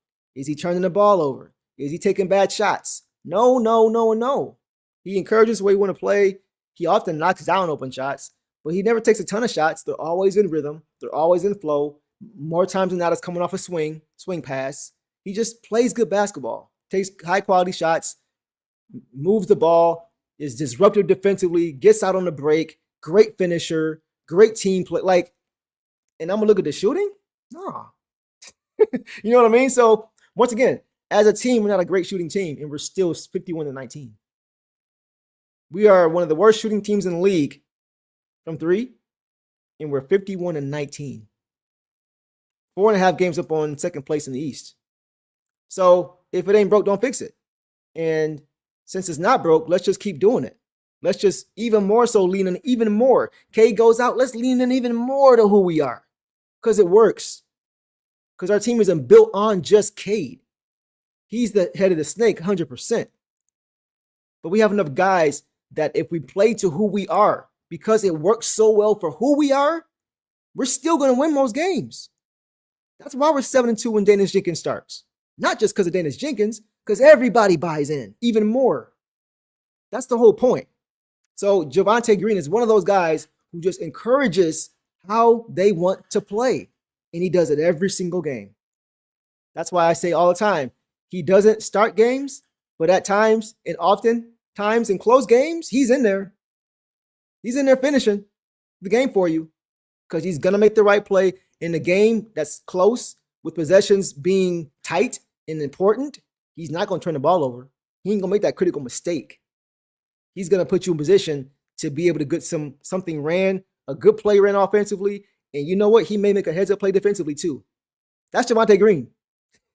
So once again, the stat line doesn't wow me, but it never does. But when I watch him, he often does wow me because he just knows how to play the game the right way, man. He's a great player. Larry Brown would love Javonte Green. Larry Brown is the one who always said play the right way. Larry Brown would absolutely he'd love a lot of guys on this team because of how they play defense, right? But he would love Javonte Green. Absolutely. Man. Anyway, that's my 2004 moment of the night. Y'all know that's my year. I love that. Yes, one of my favorite years. When I graduated, when the Pistons won, imagine that the same year. Crazy. Anyway, let's keep going, guys. Let's move on now to Paul Reed. Let's go Paul Reed in this game, guys. Paul Reed finished this game with 15 points on 6 for 12 shooting, all 3 from 3, 3 of 6 from the line.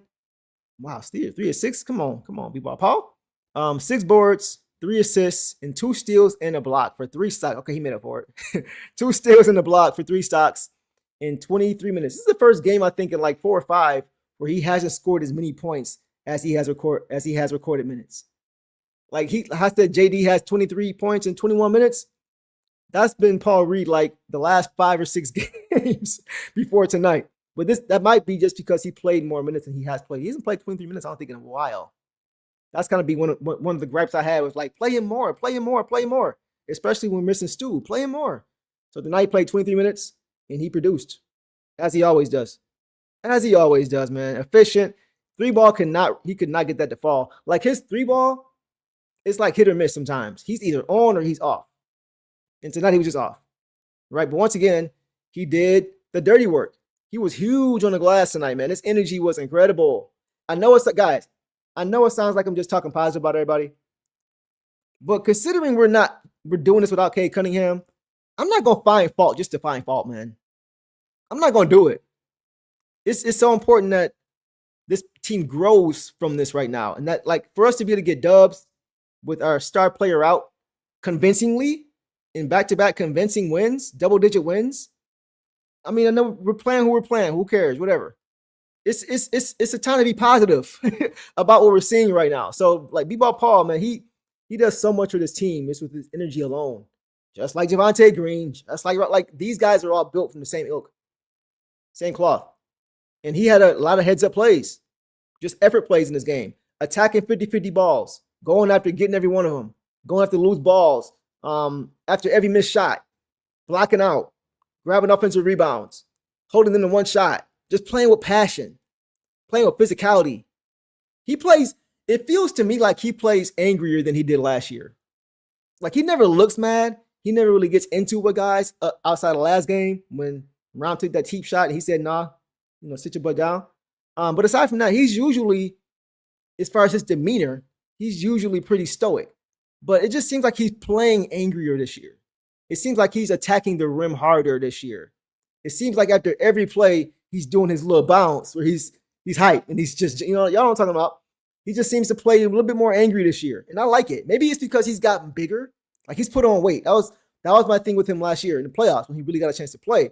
Was last year in the playoffs, he looked a little bit outsized, a little bit outmanned, just a little bit not big enough. Getting knocked off a spot a little bit too much. Playing against the Mitchell Robinson, playing against the Cat. He wasn't quite big enough. I hate that play when they had that scuffle when I think Paul Reed got into it with Mitchell Robinson, and then Cat came over and pushed him, and I don't know why that ticked me off, but I was just like, man, where's Stu? I wish Stu was here. I wish he was available. But my point is that it seems like Paul Reed is just a bigger guy now. He's been in the weight room. You can see it. He's bigger. He's stronger. His shoulders are broader. He's just a bigger guy now. So maybe that's part of why I feel like he's playing angrier, is because he's just playing more physical now. There was a play, if you guys saw it, I think it was the second quarter, where much like JD, when Porzingis was guarding him straight up, he put his shoulder into Porzingis, right into his chest, and dislodged him right out the way and finished at the hoop easily. Like Kristaps was out of the frame. He went right into his body and just dislodged him, eliminated him from the play, and scored. And interestingly enough, not long after that play, you saw Porzingis go to the locker room with a back injury. Now, I'm not saying he hurt him on purpose, but he's like, you can do that to a guy like that because they're just not built to be able to hold up, like sustain that much physicality. That's the key. So once again, I don't think Paul Reed from last year would have did that. I think he may have tried to go around instead of try to go through. So I don't know if it's just a mental thing or if he's physically just gotten bigger and stronger or both. But either way, Paul Reed this year is better than Paul Reed last year. And Paul Reed last year was good. But this version of Paul Reed is better. He's doing everything he did last year at a higher level. And the big part of it is because he's just stronger now. So, yeah. Shout out to him, man. I know I'm saying a lot of positive stuff, but it's a lot of positive stuff to go around. And they deserve it. They're playing well, man. So let's get to a few more guys. Let me see. Some comments we got in here. We got two more guys we got to get to. Let me see. Let's come back to my dog, Dom. Dom says, Cade out sucks, but I'm hoping trial by combat, Game of Thrones. Hey, okay. Game of Thrones. Yeah, I'm a huge Game of Thrones fan, bro. Bum, bum, bum, bum, bum, bum. All right. Over this tough stretch, prepares guys to play with even more confidence, to play and not be Cade dependent. Think playoffs if Cade gets in foul trouble, gotta find a way. That's true. That's a great point. I was just talking about this with Boss the other day, right? As far as, and if you guys have watched, I watch teams around the league sometimes just to stay current, but Boss really does. She's really up on like the NBA, what's going on with this guy. She's up on that. But she watches, obviously, the Denver Nuggets closely. I do too. Outside of the Pistons, they're my favorite Western Conference team. I love the Spurs, but the Nuggets have been my team in the West for a while. But yeah, when Joker went down, nobody thought Peyton Watson would come and do what he did, start playing at an all-star level, right? Nobody saw it coming. But it only happened because those shots were available. That offensive load was available for all of those guys, for Jamal Murray and Aaron Gordon when he was there, and Bruce Brown. All those guys had more opportunities. Christian Braun, I think his name is Christian Brown. All those guys had more opportunities. But Peyton Watson was the guy that really was like, wow, I didn't know he had that to his back. I didn't know he'd be able to handle this much. He's really good. So I think as far as conceptually, bro, I agree. I think that can happen for some of these guys to kind of show more of what they can do. Maybe not Tobias, we know he can do. But for some of the younger guys who can do more, but don't have to, because we have a guy like Cade who can do so much, when he's unavailable, this is your opportunity. This is your chance to show what you can do. And once again, it just prepares you, like you say, bro, for the playoffs. It gives guys opportunity to be in those situations that may not be expected, that may not be common when you get into the playoffs. Let's say guys get in foul trouble because they got a bad matchup and they get 2 fouls in the first few minutes. And let's say all your big guys or all your wings get in foul trouble because the whistle's not going their way. Something you don't expect, but if it happens, a guy gets opportunities, and because he had the opportunities beforehand, like right now, he's more equipped and more ready and prepared to deal with it and show he's got something to fall back on, the confidence of what he did before. Even though it's playoffs is different, but still, just knowing you can do it consistently over a stretch of games like right now, it builds that confidence. So I 100% agree. I love the GOT reference. I may have to go back and watch all 8 seasons again now. Thanks, bro. Appreciate that. I think it's 8 seasons. Yeah. Anyway, I appreciate you, bro. As always, man. Good comment, my dog. Good comment. All right, man, guys. We got 2 more guys we're going to go to, and then we will call it a night. Let's go ahead and go to my guy, Tolu Smith, man. Tolu Smith got some burn. Tolu Smith, as you guys saw in the opening, did my intro for me. You guys always looking out for your dog. Appreciate you, bro. Tolu Smith, guys, he played 3 minutes, had 2 points on his only shot. Only took 1 shot, made it. Guys, that shot was beautiful, too. Did y'all see that? That footwork that he showed? Got the ball top of the key. 1 dribble, spin, finish. It was pretty. So, once again, he didn't play a lot. He had some opportunities to do some things. You can see Daniss Jenkins trying to get him involved, right? He had a nice pass to Daniss off the catch, right back to Daniss for a 3-ball. Got an assist. That was nice. So, yeah, did some good things. Tolu has shown that when called upon as well, that he can get some things done for you. Right? He's probably our tallest. I think he is our tallest player. I think he's 6'11". With his throw, he about 7'2". He about Kristaps height. Kristaps probably looking his throw in the face. But he's about 6'11", right? But he knows who he is. He's a physical guy, physical big man. He knows his job. He comes in, does dirty work, and he's got some offensive touch as well. He's got nice footwork, but he knows his game. And he's going to give you 100. One thing about him, he's going to give you 100% effort every single minute he's on the court. That's one thing you do not have to doubt about Tolu Smith. He's a dog. That boy's a dog, and he's a good player. So I'm glad he got a chance to show a little bit. All right, guys, let's keep going. And our last guy, we will go now to it's Chaz Lanier. And I don't think Chaz Lanier did too much in this game. He actually played, let's see. Chaz Lanier played 12 minutes and didn't score. Surprising. 0 for 2 from the field, 0 for 1 from 3, and that's it. So, guys, Chaz Lanier is struggling a little bit. He's struggling a little bit with his shot. And it's nothing to be surprised about, right? He hasn't really played much this year. It's hard to really judge a guy. This is probably the most minutes I think I've seen him get, at least in recent memory. I can't remember the last time. Usually he's right in that 4 or 5 minute range, something like that. But yeah, it was nice to see him get out there, but his shot's just not falling. I'm still not concerned because this is kind of hard to judge him without consistent minutes. I just hope eventually he'll find a stroke. He'll be fine. I'm not worried about that. So we'll leave it there, guys. Let me see if you guys have any more comments that we got to get to before we call it a night, because we are approaching 2 hours, man. Let's see. The issue we all saw coming was, what do we do when teams blitz Cade? Guys getting this opportunity may prove a blessing. Exactly. I think you actually mentioned that before too. Kendrick Perkins was talking about, trying to implement guys like Duncan Robinson more into the offense and finding ways for him, like he did with Miami, to be effective. And I think that's a good idea, especially once again, if you're going to be relegated to the half court. Like, he's best. Tobias Harris, I'm looking to get Tobias Harris and Duncan Robinson shots in the half court. That's where those guys are best, is in the half court, right? They're not really great in transition. They're not great athletes, but Duncan Robinson on the break, he'll get behind the 3-point line and like THJ knock down the three. He can do that, but he's best in the half court, running off screens, pin downs, curls, all these different things, and getting good shots. That's where he's best. And then putting the ball on the floor and making plays happen when the shot's not there, when they close too hard, right? So he can do that. So I think that's something the Pistons could really utilize and really benefit from of Cade not being out. Tobias, we know what he is. We know what he is, right? He's a bucket. Get him in the post, he's going to score more times than not. Find the switch, find a mismatch, even if you don't have one. Give him the ball, he'll lose draw foul more times than not. And that'll get your offense rolling, get you set defensively. Now you can start getting stops and stringing possessions together, and that's how the Pistons like to do it. They always start, it seems like, they like to get that ball rolling with a Tobias Harris half-court shot so they can set up defensively and then continue to keep it rolling from there. Establish the tone, set the tone, establish style of play, make other team call first timeout, and that's how they get rolling. If you guys pay attention, watch when that happens. If the Pistons, if they call timeout or they get down or the offense is out of sorts, watch them get Tobias Harris in the game, get him on the post, and get a hoop. And watch what happens after that. You'll start seeing possessions just start getting strung together. But I've noticed they like to start with him in the half court when they have to. So just pay attention to that. But yeah, I agree, bro. This is a great time to get other guys caught up to speed and give them more opportunity and just see what they can do. See if they can handle it.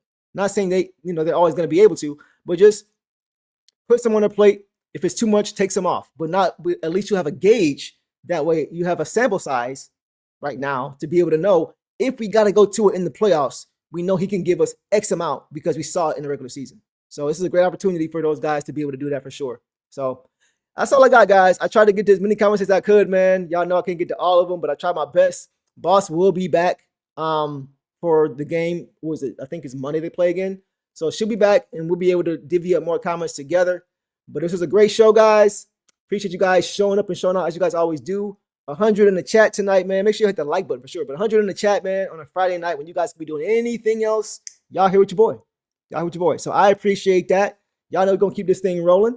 So as far as next game, the Pistons, guys, as I mentioned, they don't play again until Monday night when they host the all of a sudden, by the way, red hot LA, Los Angeles Lakers.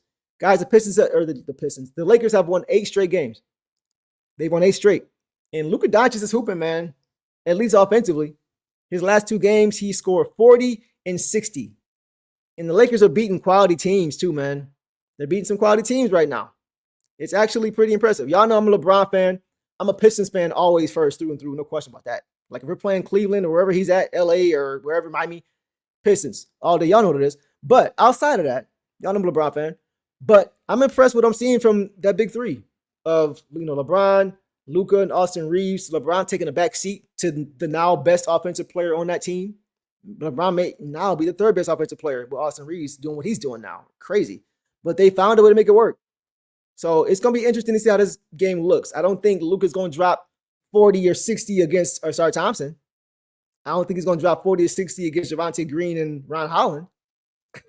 But so I think it's going to be interesting to see how it plays out. It's going to be fun to watch that game. But they are playing better as of late, and they're beating quality teams. They're beating quality teams, man. So it's going to be fun. It's going to be fun. I don't think that's a national game, is it? Because we're doing the national games for the rest of the year. All the national games on Amazon Prime, ESPN. We're doing all those games. But as far as just regular games, we're just doing the regular post games. So I'll check on that and see if it is a national. I don't think it is, but if it is, I will be doing a live stream, Lily. So I'll check on that for sure. Devin says we still get the dub. Chris says he's not moved. I think they still win the LA against LA because it is here. It's here. It's in Detroit, I believe. Yes, in Detroit.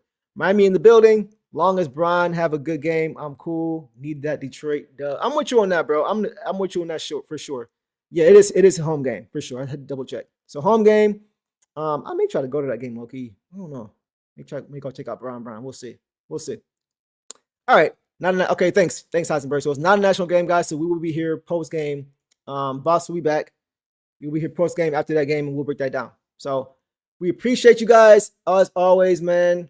Make sure you guys get some rest this weekend. Enjoy your weekend. But like I always say, man, thanks for showing up. Hit that like button and subscribe if you are new.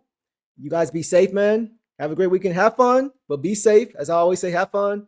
Be safe. Get home to your families. Enjoy this weather. The weather actually has been nice in Michigan on the first day of spring. Happy spring. Happy spring, guys. Hopefully we can get some 50-degree weather consistently in Michigan. Who knows? Fingers crossed. We'll see. But either way, man, I appreciate y'all, man. Make sure you guys hit the like button, subscribe. Have a great night. Enjoy your weekend. Be safe. And y'all know the drill, man. Detroit versus everybody. Peace.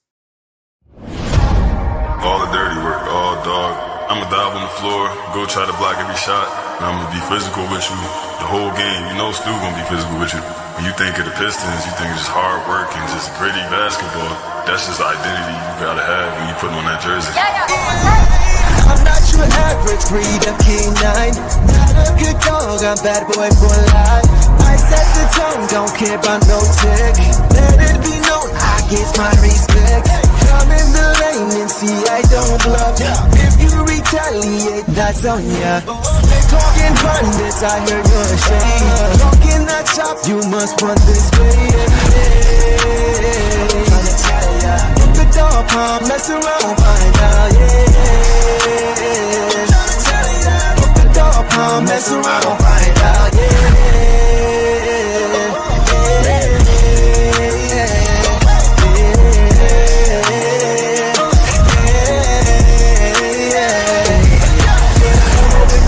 Put some barbecue sauce, boy, you better cough a hill, cause I'm like that.